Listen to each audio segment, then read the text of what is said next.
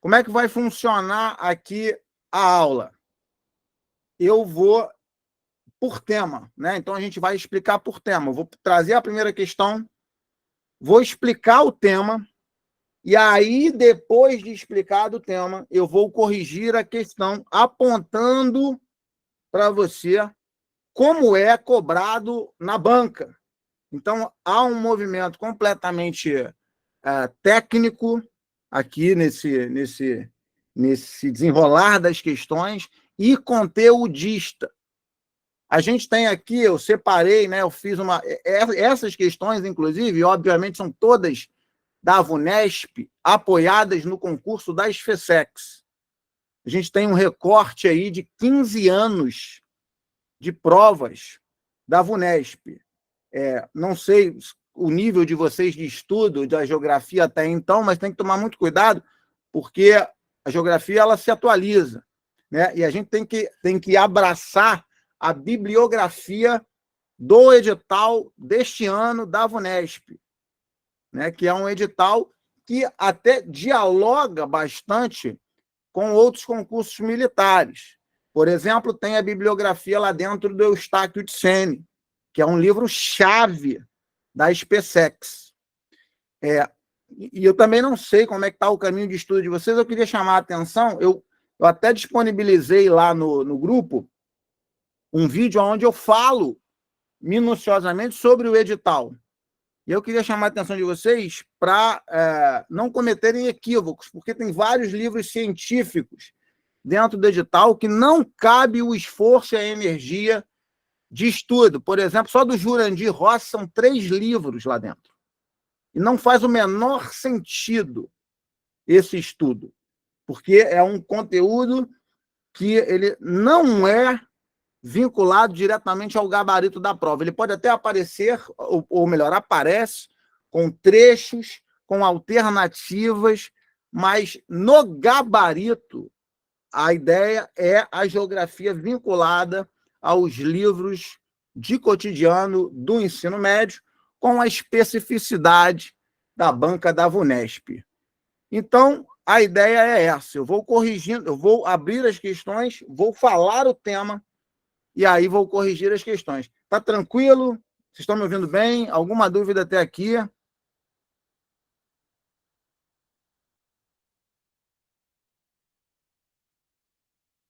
Show de bola.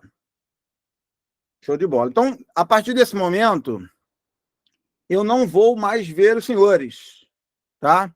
Eu vou ficar na tela inteira. E aí, se tiver acontecendo algum problema de sintonia, vocês não estiverem enxergando, alguém abre o microfone aí e fala, porque eu não vou estar enxergando, mas eu vou estar sempre voltando aqui, querendo saber. E se alguém tiver alguma dúvida no meio, pode falar, que a gente responde. Vamos lá. Vou voltar aqui, então, para a tela inteira. Passei para a primeira questão. Aliás, eu não falei aqui sobre os temas, eu passei reto na minha oratória sobre os temas. Principais temas mapeados dos últimos anos, ok? Primeiro tema, população com larga vantagem. População é muito forte na SFSEX. A probabilidade de ter população na prova é quase 100%. Ela aparece constantemente. Até porque população é um tema longo. Você tem várias frentes para falar de população. Segundo tema, que cai muito, geologia. E a geologia específica brasileira. Esse é um pega-pá-capá violento, que a gente vai arrancar pelo band-aid aqui. Talvez seja a maior dificuldade de vocês. Talvez, né? Cada um é cada um, né? Mas, e eu também, como eu disse, eu não sei até onde vocês estudaram, onde é que vocês estão dominando a matéria, etc. e tal. Terceiro tema, indústria. Indústria cai bastante, ele, inclusive, norteia a parte de indústria internacional, né? Por exemplo, com modelos de produção industrial na prova. Isso já aconteceu.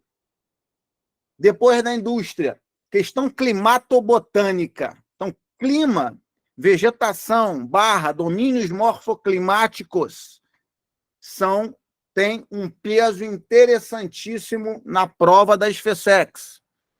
E um quinto movimento que eu destacaria aí com muita força, agrária. A agrária ela vem caindo. A gente pegar o mapinha, a gente percebe que a agrária vem caindo. Tem até um mapa meu lá no Instagram, que eu fiz um tempo atrás, está escrito lá. Beleza, gente.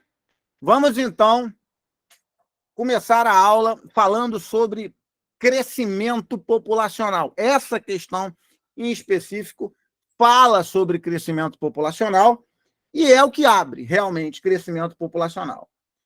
Então, quando você enxerga... Espera aí que essa caneta tá muito grossa. Espera aí. Preto, acho que não, calma aí.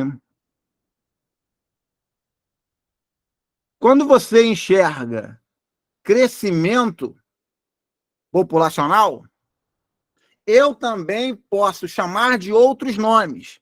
E o aluno SFESEX, ele tem que saber todos os nomes. Porque o nome pode levar você a entrar equivocado na questão. Então, quando eu falo em crescimento populacional, eu estou falando também na possibilidade de crescimento natural, crescimento demográfico, tá? Então, esse sentido aqui de crescimento populacional, crescimento natural, crescimento demográfico, são as possibilidades que eu tenho para falar do mesmo dado. Que dado é esse? É a ideia das taxas. Taxa de natalidade e taxa de mortalidade. Quando você olha a fórmula do crescimento populacional, ele vai te dar essa fórmula aqui, natalidade menos mortalidade. Mas eu não estou estudando física. Eu não quero saber a fórmula. Eu quero entender o processo. O que o crescimento populacional, o crescimento demográfico, ele traz para a gente? Qual é o dado que ele está apresentando para a gente dentro da nossa população brasileira? Ele está dizendo para a gente o que está acontecendo com o tamanho absoluto da nossa população durante a nossa história. É isso que ele está falando. É por isso que a taxa é natalidade menos mortalidade. Por quê? Para uma população aumentar de tamanho, a grosso modo, o que eu tenho que ter? Pessoas nascendo. Para uma população diminuir de tamanho, o que eu tenho que ter? Pessoas morrendo.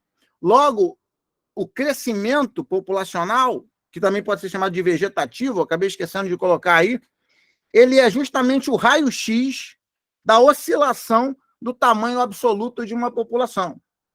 De maneira geral, no mundo, nós temos 5 fases de crescimento. O Brasil só chegou à terceira, e cada fase vai compreender de forma direta o avanço econômico da nação. É claro que existem exceções, mas de maneira direta, isso é um padrão. Deixa eu só abrir aqui para mais um aluno, Flávio que está entrando aqui.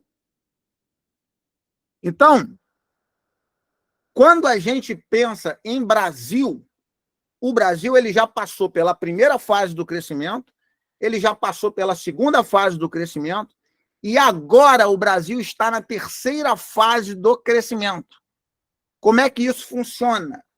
A primeira fase brasileira, ela foi mais ou menos ali até a década de 1930, 1940, quando a gente tinha um país rural.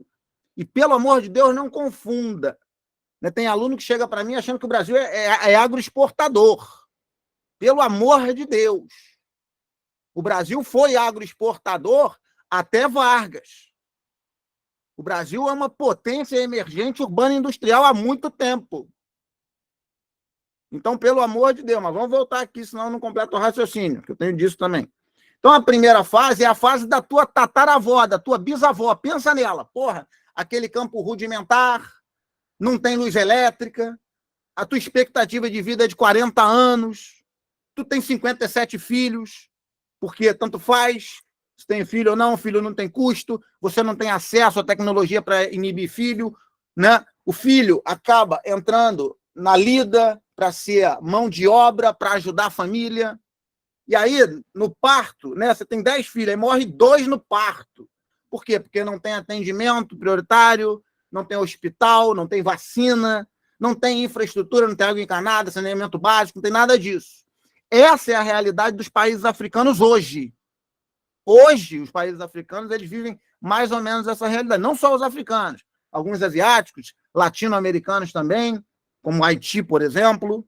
Né? O Brasil viveu essa fase de agrário, ali pobre, sem ter capacidade de desenvolvimento, até mais ou menos a década de 30, 40. Quando a gente chega nessa década, o Brasil ele passa para o seu movimento urbano-industrial. O que vai acontecer?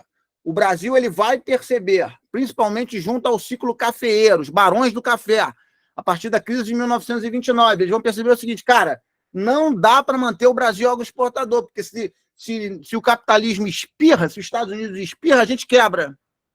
Então a gente tem que mudar a mão. A gente não pode ficar dependente dessa galera. E aí, com o apoio do Estado, simbolizado aqui na geografia pelos governos Vargas, a gente tem, então, né, o enriquecimento do processo industrial. A gente vai falar de indústria, mas é porque já tinha tentativas de indústria antes. Mas a gente tem o enriquecimento do processo industrial. E aí o Brasil começa a fazer o seu processo de urbanização. Ou seja, as pessoas começam a sair do campo e ir para cidades. Isso que é urbanização. Você sai do campo e vai para a cidade. O país é urbano quando passa de 50% das pessoas na cidade. E ali o Brasil vive, então, essa segunda fase, a fase de transição demográfica número 1, a primeira transição demográfica. O que é transição demográfica, bicho? É a mudança do perfil da população. Antes eu tinha um perfil, que eu vou explicar, né? Eu estou só explicando geral primeiro, depois eu passei a ter um outro perfil, porque eu comecei a urbanizar. Então, eu estou em transição em relação à população absoluta. Beleza. E quando a gente chega ali mais ou menos na década de 70, a gente entra na segunda fase de transição demográfica, porque o Brasil ele já completou a urbanização e a mulher se emancipa. Né? Você começa a mudar culturalmente a sociedade brasileira. Então, a mulher começa a pensar num custo de filho. O filho hoje, na média, ele está custando nas cidades brasileiras R$1,5 milhão. Eu estava até zoando, né? Porra, tu prefere ganhar no Big Brother ou ter um filho? Então, quer dizer, a mulher ela quer primeiro se estabelecer profissionalmente, né? ter uma condição de vida. Inclusive, a gente sabe, né? A gente vai falar sobre isso na pirâmide etária, mas que a mulher ganha 30% a menos, dado recente do IBGE, na média, do que o homem. Né? Enfim, e aí a mulher vai entrando nesse movimento e, naturalmente, você vai entrando na segunda fase de transição demográfica. E é essa fase que o Brasil está. O gráfico, por coincidência, essa questão é uma questão... Aliás, todas, basicamente, são da prova da VUNESP de Geografia das FESEX. Tá? Se tem aí uma ou outra que é da VUNESP e não é da nossa prova, é uma raridade absoluta, porque eu fui fazendo um mapeamento durante muito tempo, então agora eu não tenho 100% de certeza, mas eu vou te cravar aqui que 95% das questões é Geografia VUNESP e FESEX. Ok? Ou seja, se você já tivesse feito o concurso, você ia bater de frente com essas questões aí. Tá? E aí, a questão ela traz o gráfico para a gente. Esse gráfico que a gente está analisando. Então, vamos pensar cada fase. A primeira fase que eu tinha falado para vocês é uma fase rural arcaica. O que acontece numa fase rural arcaica? Natalidade. O que acontece com a natalidade? O nego tem muito filho, justamente por aquilo tudo que eu falei. Você sequer pensa em não ter filho, não existe essa perspectiva. Né? Então, as pessoas têm muitos filhos. Só que os filhos morrem cedo. Então, a primeira fase do crescimento é uma fase que a gente considera o crescimento positivo. Por que ele é positivo? Porque nasce mais do que morre. A natalidade está na frente da mortalidade, mas ele é lento. Por que é lento? Porque nasce 10, mas morre 9. Nasce uma galera, mas uma galera morre junto. Então, o crescimento é positivo e lento. Quando a gente sai dessa primeira etapa e entra na parte urbana industrial brasileira, a urbanização, necessariamente, para acontecer, ela foi vinculada ao processo industrial, na grande maioria dos casos. E para a indústria acontecer, você precisa de infraestrutura. Você precisa de telecomunicação, você precisa de transporte, você precisa de saneamento, você precisa de energia. E tudo isso, você precisa de tecnologia, e tudo isso vai projetando novos profissionais, principalmente da área da saúde, que vai aumentando a qualidade de vida do brasileiro. Então, o que vai acontecendo com a mortalidade? Ela vai diminuindo. A natalidade se mantém alta, porque você está num processo transitório, a maioria está no campo ainda, né? E a mortalidade vai diminuindo. A gente chama esse segundo movimento, que vai ali de 40 até 60, mais ou menos, de explosão demográfica. Porque nasce gente pra cacete, mas morre cada vez menos. Então, ali a gente tem explosão demográfica, aonde na Inglaterra vai nascer um camarada chamado Malthus, Thomas Malthus, lá atrás, né, quando a Inglaterra entrou nessa fase de transição demográfica, que já caiu na prova da SpaceX, e a gente tem uma questãozinha aqui para fazer daqui a pouco. Daqui a pouco eu falo do Malthus. E aí, quando a gente chega ali na década de 70, a gente entra na terceira fase do crescimento, que é a segunda de transição demográfica, que o gráfico vai mexer de novo. Que vai acontecer o quê? A natalidade vai cair. E com a queda na natalidade, as taxas de natalidade e mortalidade elas começam a se aproximarem mais uma vez. E o que está acontecendo com o Brasil? Aumento da expectativa de vida e menos filhos. Para você já ir matutando na tua cabeça o que está acontecendo com a nossa pirâmide etária, que é isso aí que você está vendo, só que transvertida de gráfico de pirâmide etária, separando a sociedade por sexo e por idade. Beleza? Bom, nesse sentido, eu falei para vocês que eu tinha que falar das teorias de Malthus. Malthus é um pastor inglês que vai olhar a explosão demográfica na Inglaterra no século XVIII e vai pensar assim, meu Deus do céu, não vai ter alimento para todo mundo, porque está nascendo, o ritmo de crescimento da população está explodindo. A natalidade está alta e a mortalidade está em queda, explosão demográfica.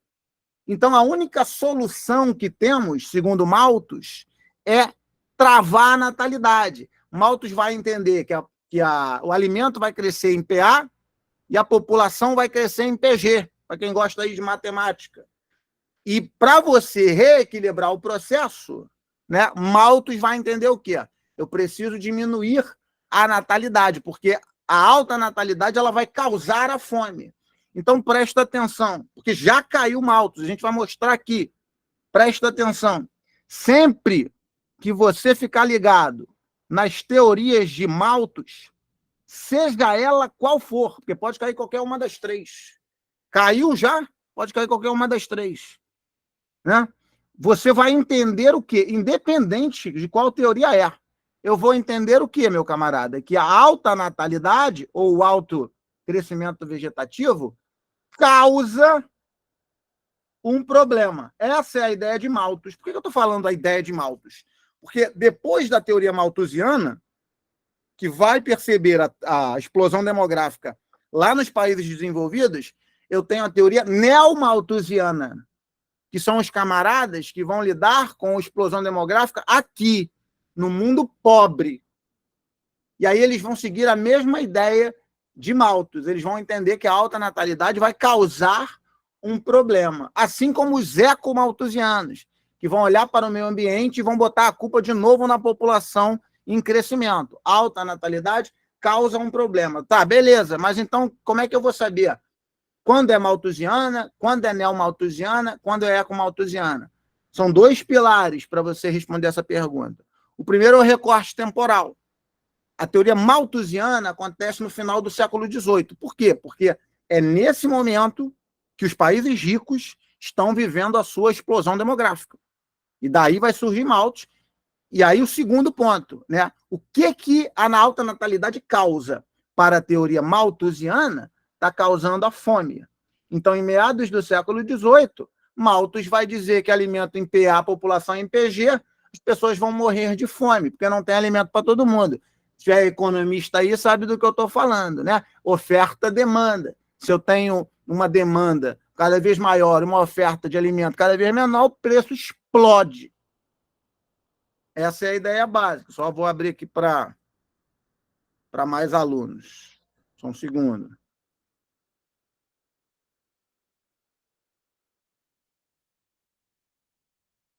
Só um segundo.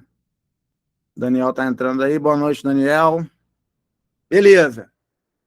Aí, quando a gente vê esse resultado no Brasil, por exemplo, que é onde? Meados do século XX, quando a gente entra na nossa explosão demográfica, né? Que é o processo urbano-industrial. Surgem quem? Os neomalthusianos, que vão falar a mesma coisa. Só que eles vão falar o seguinte: alta natalidade, ao invés de causar a fome, causa a pobreza nos países subdesenvolvidos. Causa um entrave econômico dos países subdesenvolvidos. Por quê? Porque você está tendo muito filho, e aí você tem que desviar a renda para cuidar da criança que não é população economicamente ativa. Ou seja, não gera PIB, não trabalha. E aí essa renda fica comprometida. Então, para reduzir a pobreza, o que eu faço? Eu corto o filho do pobre.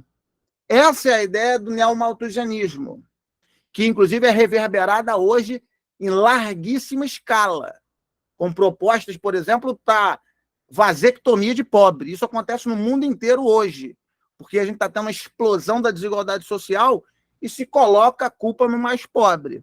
Né? Eu até comento, vê se vocês chegam no meu raciocínio.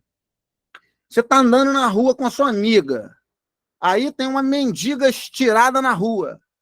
Aí você olha para a mendiga e para sua amiga e pergunta assim para a mendiga: senhora mendiga, quantos filhos a senhora tem? Presta atenção na pergunta.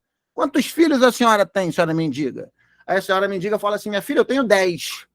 Você imediatamente vira para sua amiga e fala: porra, tá vendo? Por isso que é pobre. Porra, também 10 filhos?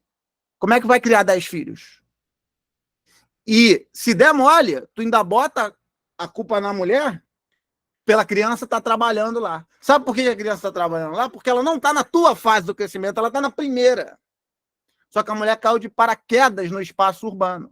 E aí a segunda pergunta: se eu tirar os 10 filhos da mulher, a mulher deixa de ser pobre? E aí a resposta é: claro que não. Muito pelo contrário. Talvez ela fique mais pobre, porque aquela rendazinha que entrava do filho vendendo a bala vai acabar. Então é nesse momento, de meados do século XX, que surge uma galera que contrapõe Malthus. Perceba o que eu falei. O neomalthusiano, ele vai falar o seguinte, ó: a alta natalidade causa pobreza. É isso que o neomalthusiano vai falar. A alta natalidade causa pobreza. Então, para eu diminuir a pobreza, o que eu tenho que fazer? Diminuir o pobre. Essa é a ideia do neomalthusiano.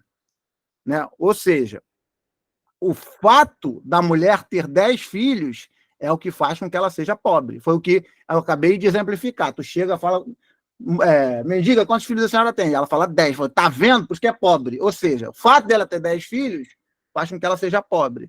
Mas eu te perguntei: tira os 10 filhos da mulher, será que ela continua sendo pobre?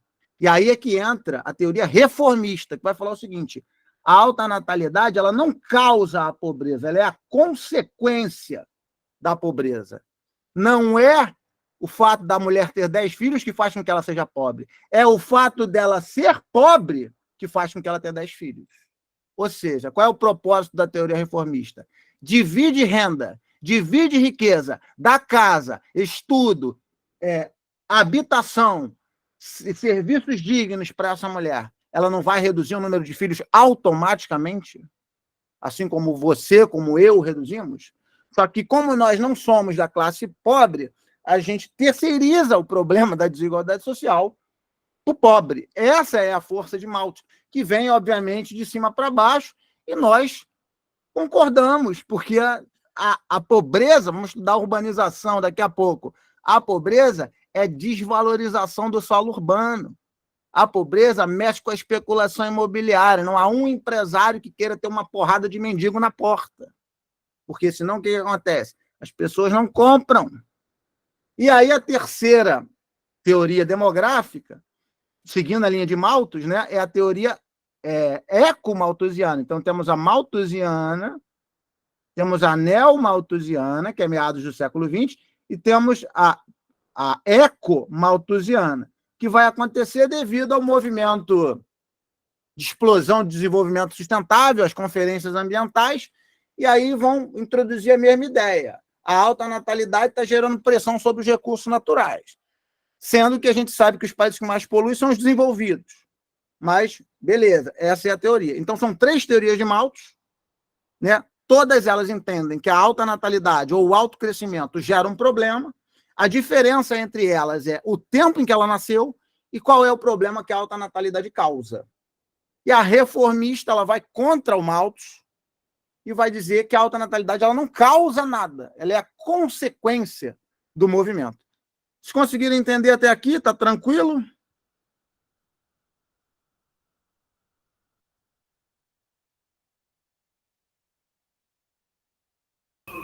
Tranquilo. Show. Show de bola. Beleza. Show de bola, maravilha, show de bola. Bom, então, com isso, a gente já tem condições de fechar esse primeiro bloco aqui de questão. Deixa eu só apagar aqui. Não sei porque que essa ponta está aqui. Vamos ver a questão. Do lado esquerdo, a gente tem o gráfico do crescimento natural, que pode ser crescimento vegetativo, crescimento populacional, crescimento demográfico. E aí, o que vai acontecer? A grosso modo, tu tem que ter isso na cabeça. O Brasil ele vai viver a primeira fase do crescimento até mais ou menos ali 40. Então, olha para cá, ó, o gráfico aqui. Ó. Até aqui, ó, olha aqui a linha. Ó. Até aqui, a gente não tem mudança. Você tem que estar ligado e entender que a parte de cima ele não está dizendo isso. Mas você estudou isso, acabou de estudar comigo. A natalidade supera a mortalidade. E ele está falando o quê? Transição demográfica. Aqui embaixo, ó, Atlas do Brasil. Ó. Você tem que saber esse movimento da população brasileira. Ele não está te dizendo, mas ele está dizendo o quê? Crescimento vegetativo, natural. Você sabe que crescimento natural é natalidade e mortalidade. Você sabe isso. Né? Então, olha aqui o que aconteceu. Está vendo? A primeira fase do crescimento é aqui. Ó. Primeira fase. Ó. Natalidade alta, mortalidade alta. Aí, quando a gente chega ali mais ou menos em 40, o que acontece? A mortalidade despenca. Olha aqui. Ó. A mortalidade despenca. Né? Então, você tem mais ou menos até aqui, ó, mais ou menos, ó, um movimento ó, de aceleração muito forte do crescimento. Olha como o crescimento ele aumenta daqui para cá. Ó. Aumentou o crescimento. A gente chama isso de explosão demográfica, porque a mortalidade caiu. E aí, daqui em diante, o Brasil está vivendo a terceira fase, está quase estabilizando e entrando na quarta fase, que é uma fase de quê? Olha para o desenho, ó, de redução do crescimento. Olha o que está acontecendo com a natalidade. Está diminuindo, está aproximando da mortalidade. E aí a gente consegue resolver a questão. A leitura do gráfico e os conhecimentos sobre a dinâmica demográfica brasileira permitem afirmar que a partir do final do século XX, o crescimento natural da população tornou-se acelerado. Não, o que você está vendo é o quê? Final do século XX. Uma redução do crescimento. Reduz, porque a mortalidade cai. B. Só um minuto.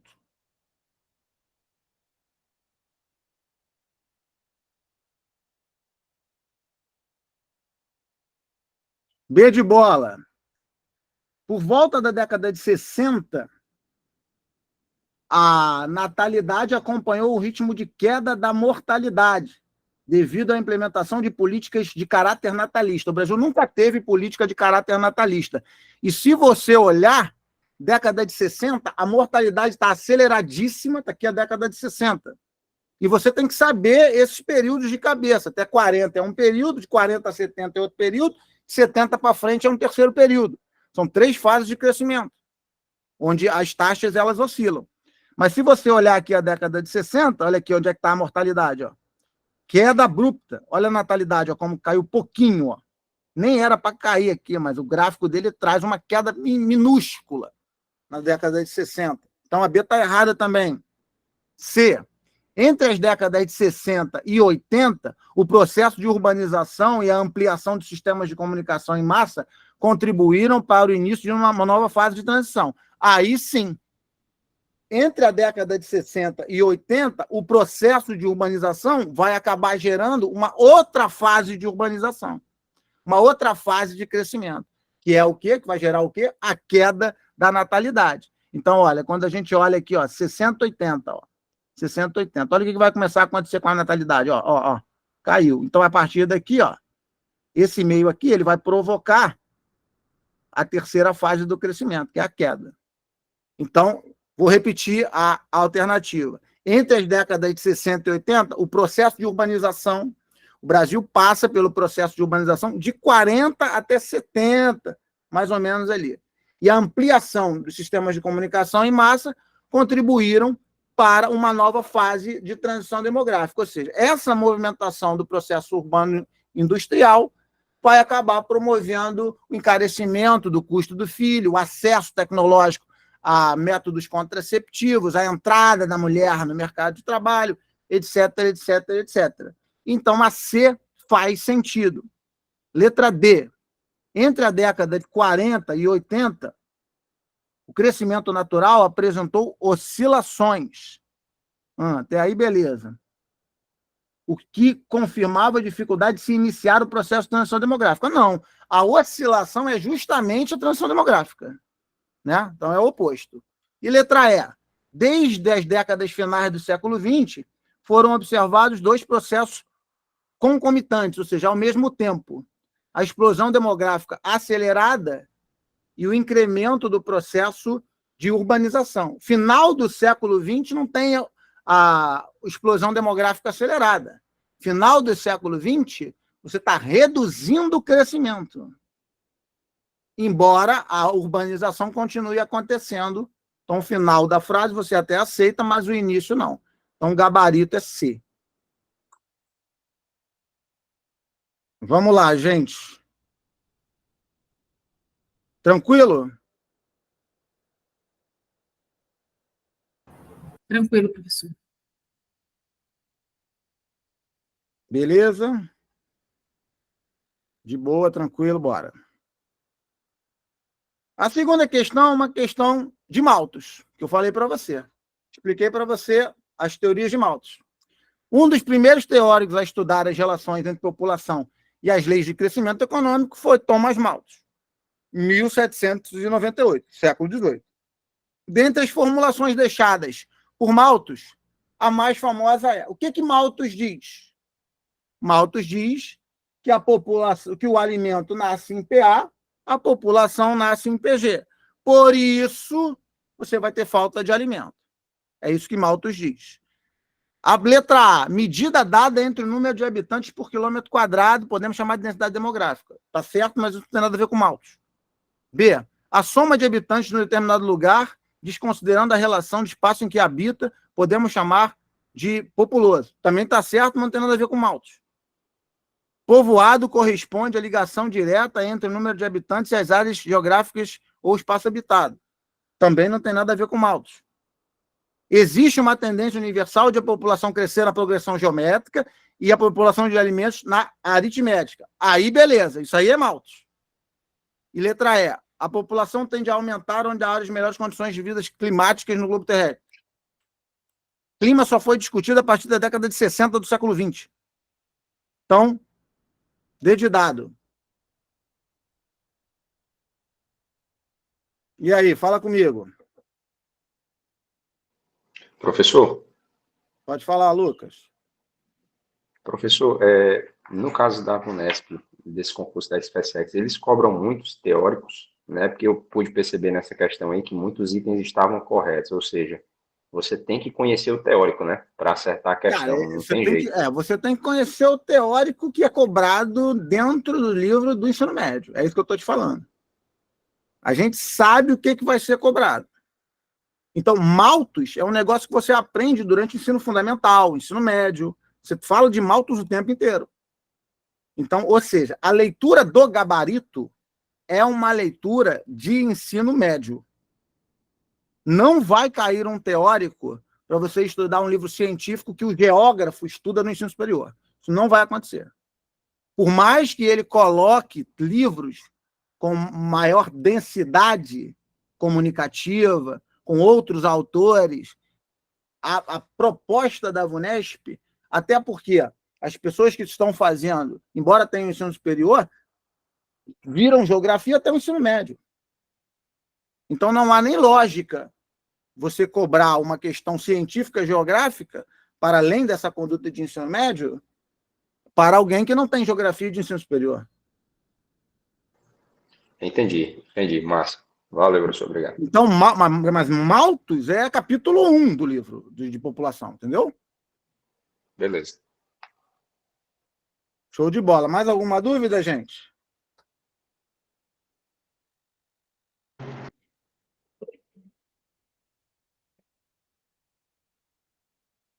Acho que a Débora tentou falar ali, mas enfim.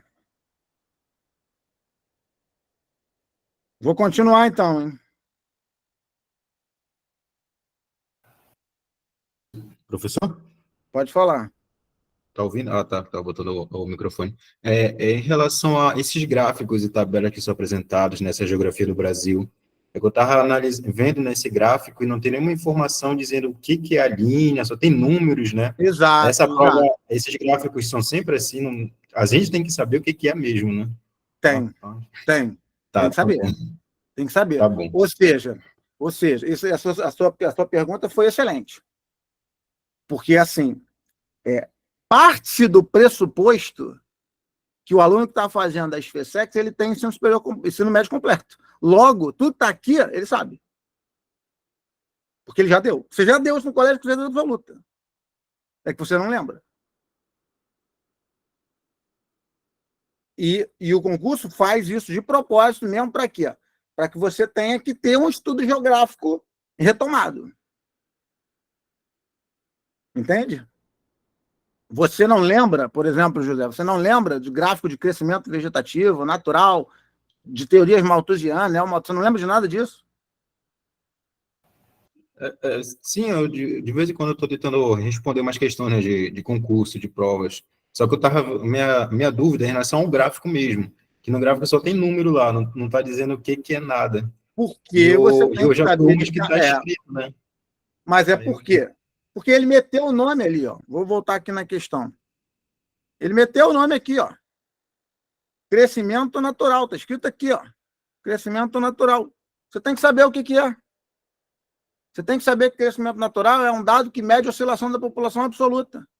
E o que faz a população mudar? Natalidade e mortalidade. E a natalidade no Brasil ela é positiva, ela só é negativa no país rico, que hoje negativa em relação à mortalidade, né? Que hoje tem muita população idosa morrendo. Então, isso é um padrão que você tem que trazer de anteriori. Por isso que eu fui tentar citar a tua bisavó, para você pensar isso, ao invés de só decorar o gráfico, mesmo que você não lembrasse. Porra, penso na minha bisavó. Como é que era a vida da minha bisavó? Espaço rural do cacete, 20 filhos, 10 morrendo no parto. Você sabe isso. Você sabe.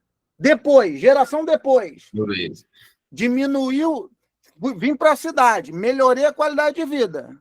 Cidade melhora a qualidade de vida. Vou ter mais tempo de vida, ou seja, vou envelhecer mais expectativa de vida. E mais para frente ainda, o que vai acontecendo com a pirâmide de filho? A tua avó teve 10, tua mãe teve... Tua bisavó teve 10, tua avó teve 5, tua mãe teve 3, tu de repente não vai ter filho. Queda da natalidade. Outra fase.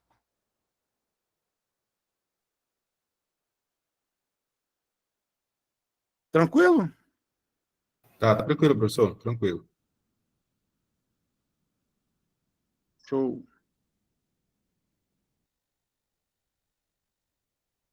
Beleza, vamos nessa. Ó, aqui chegamos na queridinha da VUNESP. Pirâmide etária, que também é população. Por isso que eu estava falando que população é um tema gigante e é o mais cobrado da banca. Está aqui a pirâmide etária. Como é que funciona a pirâmide etária, gente? A pirâmide etária ela é um gráfico com várias linhas na horizontal, como a gente está vendo aqui, ó, várias linhas na horizontal e uma na vertical. A parte de baixo vai mostrar o número de habitantes que eu tenho, tá? E esse movimento aqui da pirâmide etária subindo vai separar a população entre homens e mulheres. Tá aqui, ó. Isso tudo na horizontal. O Brasil ele tem um pouco mais de mulher do que homem, embora haja um equilíbrio entre mulheres e homens no Brasil. O censo de 22, inclusive, mostrou um aumento da diferença. São 100 mulheres para 94 homens. Isso se dá por quê? Porque o homem ele cuida menos da saúde, ele está mais envolvido em conflito de forma direta, né? Alcoolismo. Então, todos esses fatores fazem com que a gente tenha um pouco menos de homem do que de mulheres. Tá? E, nesse sentido, esse movimento brasileiro pode ser dividido também em raça. O Brasil ele vai contar com a raça branca, com a parda, com a negra, com o amarelo e com o índio, sendo que o pardo ele é dividido em negro mais branco, que a gente chama de mulato, em negro mais índio, que a gente chama de cafuzo, e em branco mais índio, que a gente chama de mameluco ou caboclo. Tá? O censo de 2010, que foi o censo que está dentro do nosso cotidiano, vai apresentar uma população branca majoritária, porém não absoluta. Ou seja, o Brasil apresentou cerca de 47%, mais ou menos, de população branca, aproximadamente, 47%. Aí vai depender da bibliografia, né? 47, 47,5%, mais ou menos, de população branca. Né? E você escuta na mídia que o Brasil ele tem maioria negra. Né? Como você já escutou isso? O Brasil tem maioria negra. Por que isso acontece? Porque esse debate está de volta na mesa. E o pardo, em enorme maioria, tem descendência negra de alguma forma. E aí, se você juntar o pardo, que dá mais ou menos 40 e poucos %, com o negro, que é 7%, 7,5%, aí essa população passaria a branca. Mas, historicamente, pela questão de preconceito e tudo mais, o censo ele vai entrevistar as pessoas e as próprias pessoas é que vão definir a cor que elas são. Então, historicamente, o branco sempre foi majoritário no Brasil. Agora é que essa questão está voltando à tona, de racismo, etc. e tal, e você está tendo essa movimentação racial. Mas dentro da nossa bibliografia, do livro lá do Eustáquio de 2018, o branco é a maioria, com 47% mais ou menos, o pardo tem 43% mais ou menos, o negro, entre 7% e 8%, o amarelo, que é o asiático, tem de 1 a 1,5%, e o índio tem 0,5%. Então, essa é a ordem racial do Brasil, que está dentro dessa ideia da pirâmide etária. E aí, essa pirâmide etária, na vertical, traz o quê? A idade. A idade é dividida em jovem, adulto e idoso. O jovem, 0 a 19 anos. O adulto, 20 a 59 anos. E o idoso, de 60 para cima. Detalhe que aqui você tem também a divisão econômica, de população economicamente ativa e população economicamente ativa. Aí muda. População economicamente ativa é de 15 a 65 anos para quem trabalha ou procura emprego. Por que quem procura emprego está dentro de população economicamente ativa? Porque isso mexe diretamente com a mais-valia.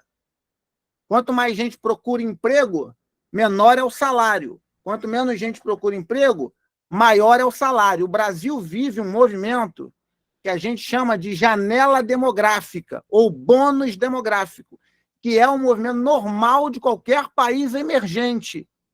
O mundo é separado por 3 grupos de países, de maneira geral. País central, que é liderado pelo G7, são os países desenvolvidos. País emergente, que tem como grande célula o BRICS, né? Brasil, Rússia, Índia e China, principalmente, que são países que estão no meio do caminho, né? Eles não são pobres, mas também não são desenvolvidos. O conceito de desenvolvimento não vem da minha cabeça, vem do FMI, Fundo Monetário Internacional. Para um país ser desenvolvido, o que é necessário para ele ser desenvolvido? Ele precisa ter tecnologia de ponta, coisa que o Brasil não tem, por exemplo. Baixa desigualdade social, coisa que o Brasil não tem também, por exemplo. O Brasil tem um dos piores índices de Gini do planeta, né? Então, isso vai fazer com que você não seja desenvolvido. E PIB per capita, que é a produção por cabeça. O PIB per capita do Brasil é pobríssimo, né? A gente sempre escutou no colégio que o Brasil é um país rico. Isso é mentira. O Brasil é um país pobre. Vou te dar um exemplo. O maior PIB per capita do mundo, Luxemburgo, 150 mil dólares por cabeça. O Brasil é 40 mil reais. Então, o Brasil, que as pessoas confundem, o Brasil ele tem muita riqueza natural. Só que riqueza natural não se converge em grande escala produtiva de PIB, porque laranja não vale nada, soja não vale nada. O que vale é o software, o computador, o trator, o robô, a fibra ótica, e isso o Brasil não produz, não cria. Então, nesse sentido, o Brasil faz parte dos países emergentes, e a gente tem os países pobres, que são os países que estão lá atrás na primeira fase. Então, raciocina comigo, como é que funciona a pirâmide etária? Primeira fase do crescimento. Como é que era, professor, a primeira fase do crescimento? Natalidade alta, mortalidade alta. Lembra? Campo, arcaico, muito filho nascendo, muito filho morrendo. O Brasil já teve ali? Já. Não está mais. O Brasil não é mais rural. Mas naquela fase, como é que era a pirâmide etária? A base extremamente larga, porque eu tinha muito jovem, e à medida em que eu ia ganhando idade, o corpo e o cume iam afinando.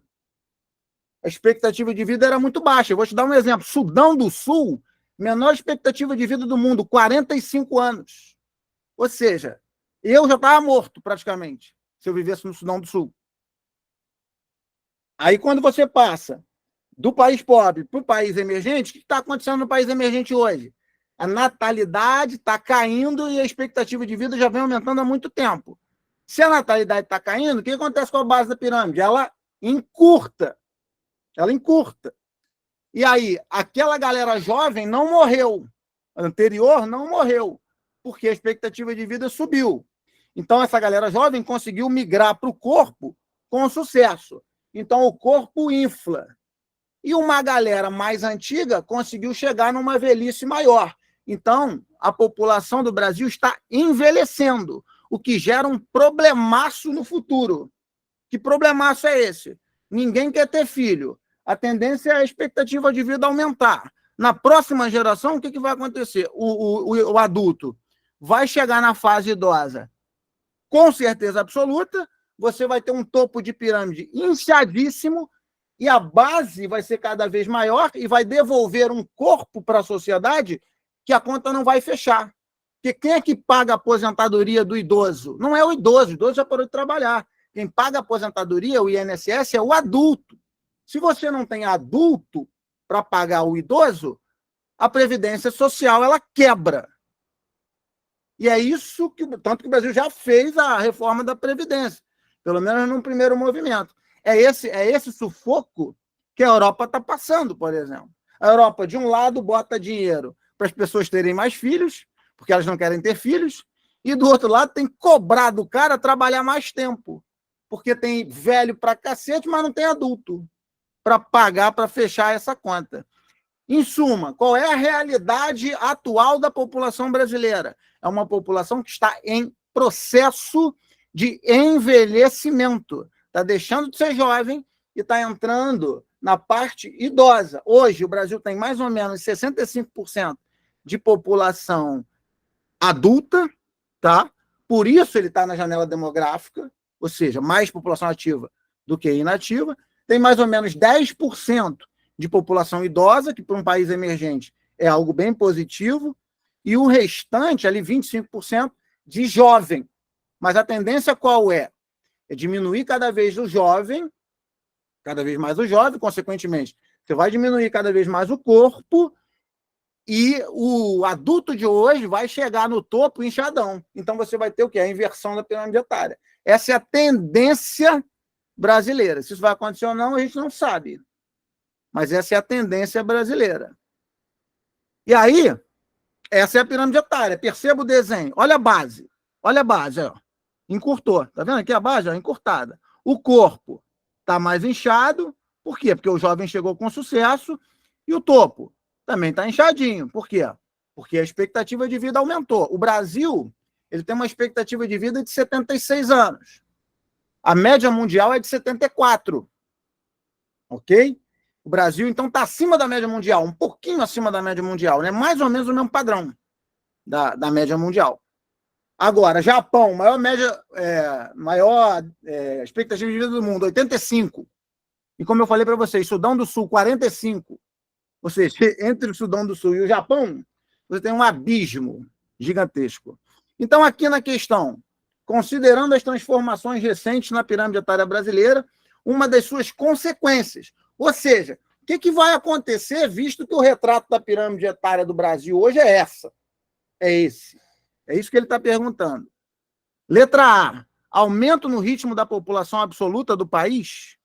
Você está aumentando o ritmo do crescimento? Não. Você está diminuindo o ritmo do crescimento. Como a gente viu na primeira questão. Porque a natalidade está o quê? Reduzindo. Reduzindo. Então, você aumenta a população? Hoje tem 1, amanhã tem 2, depois 3, 4, sim. Porém, num ritmo cada vez menor. Até o Brasil inverter a lógica. Existe essa preocupação. Tem um dado, né, que chama taxa de reposição populacional. Perceba, para uma sociedade conseguir continuar vivendo, em termos absolutos, ela precisa ter 2,1 filho por família. Por que 2,1 filho por família? Porque é o pai mais a mãe, mais 0,1.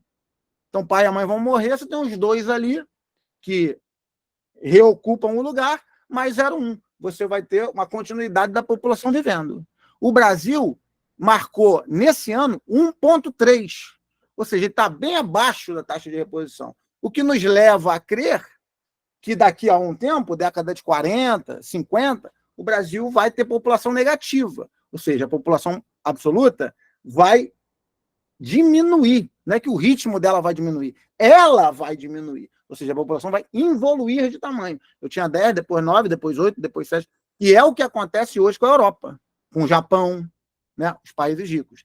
Então, a número 1 fala em aumento do ritmo na próxima geração. Não tem aumento, a gente está falando de risco de diminuir a população. Letra B de bola. Estímulo à produtividade de mão de obra formal. Cara, mão de obra formal tem a ver com emprego, com carteira assinada.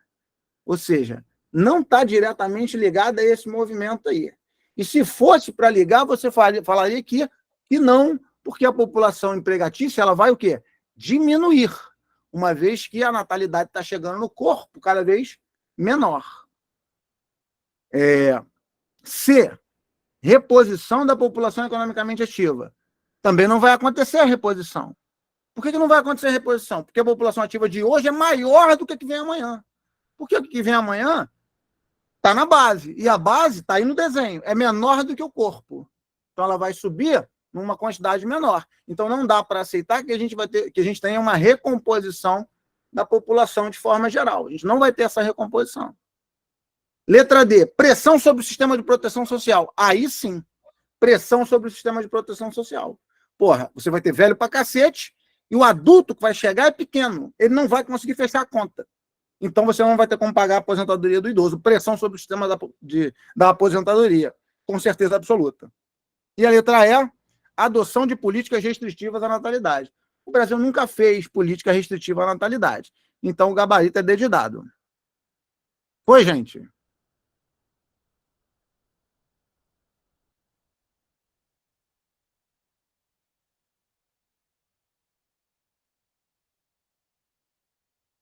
Tranquilo? Eu estou fazendo um esforço porque os primeiros depoimentos aqui me deixaram um pouco cabreiro em relação à base geográfica que vocês têm. Eu saí disparando e talvez eu tenha acelerado um pouco demais. Eu preciso entender um pouco, porque eu já entrei no pressuposto que aquele gráfico ali que o José falou, vocês sabiam. Então eu já entrei numa de, porra, isso aqui ele sabe, eu já vou resolver aqui. Mas se não for isso, é importante que seja sinalizado. Exato. É importante que eu seja sinalizado, entende? Porque eu começo a ficar preocupado.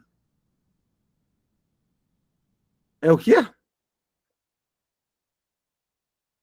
Beleza. Beleza. Não, tudo bem.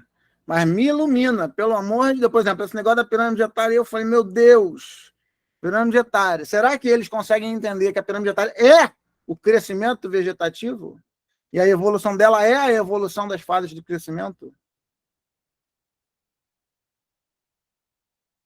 Pois é, entende? Isso é fundamental, porque aí eu consigo acelerar ou não o processo. Tá, beleza, então. Vou continuar. José, tranquilo, José? Fiquei preocupado com o José.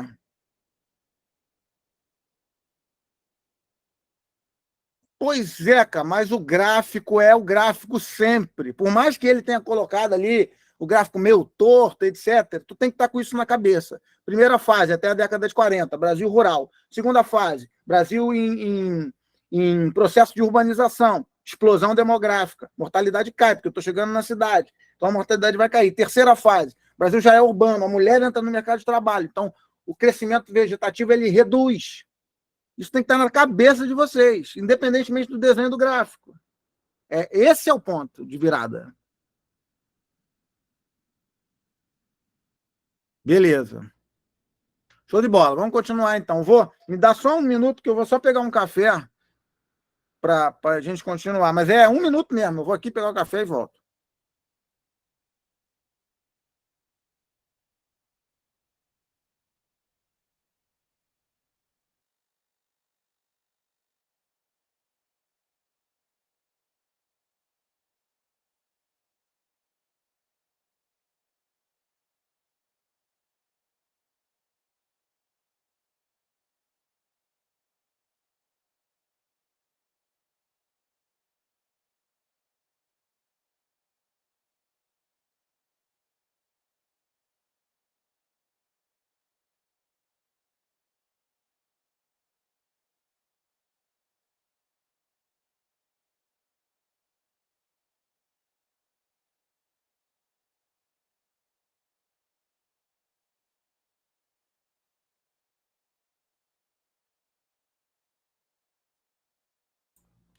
Show, voltamos. Lembrando que, basicamente, todas as questões caíram na prova de geografia das FESEX. Vamos de lá.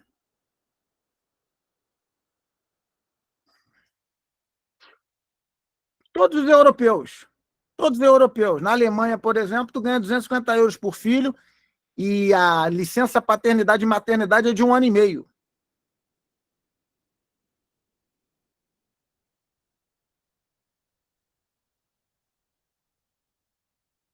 Valeu, Lucas. O Lucas, valeu, Lucas. Pois é. Mas por quê? Porque você precisa de filho. E aí vem a questão do imigrante. Mas vamos lá, senão eu não vou conseguir rodar aqui, porque aí agora eu já quero, né? Mas já entendi. Vou então ficar tranquilo no ritmo, entendendo que vocês têm a base.